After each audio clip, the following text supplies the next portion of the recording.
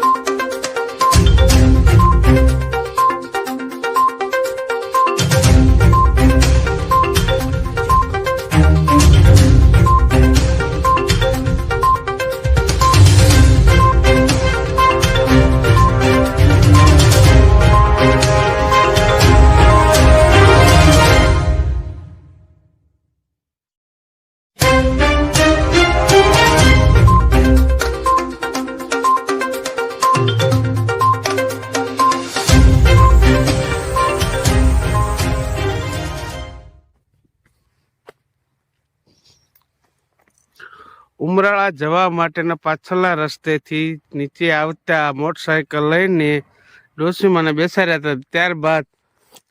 ત્યારબાદ આ ડોશીમા પણ હતા. એમાં તેમની પાસેથી અત્યારે હાલમાં બધા બે બુટિયાની લઈને ધક્કો મારીને માજીને પાડી દીધા.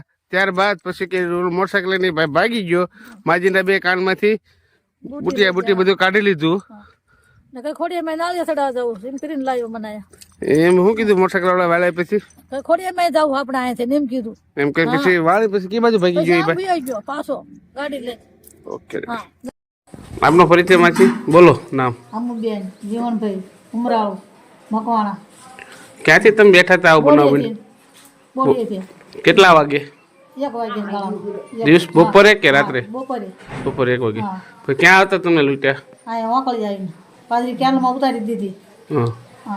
ને પછી ક્યાં આંસકો માર્યો શું કર્યું તું? આંચકો પાદરો માર્યો ગાડી ઠાવડું આવ્યું છે એમ કીધું મને હા ત્યાં ઉતરી જવા માંડી હું ઉતરી ગઈ પાદરીને ઝડપ મારીને વી ગયો બે બાજુ પછી મને ધક્કો માર્યો તો હું પડી ગઈ પછી ઘણી વાન દોડી પણ ના થયો ગાડી નંબર કઈ યાદ કરો? ના ના એવું યાદ નહીં પછી મને ચક્કર આવી ગયા પછી હું પડી ગઈ નાકના વાંકલે પછી તમને કોને કીધું ખ્યાલ આવ્યો? કોઈ નહીં પછી મારા હાથે ઊભી થઈને દાડું નાખવા માંડી પછી સડક પર વેગે બધા ભેગા થઈ ગયા ફરતા ફરતા ગામ બધા રોડ પર હા ભગવાન.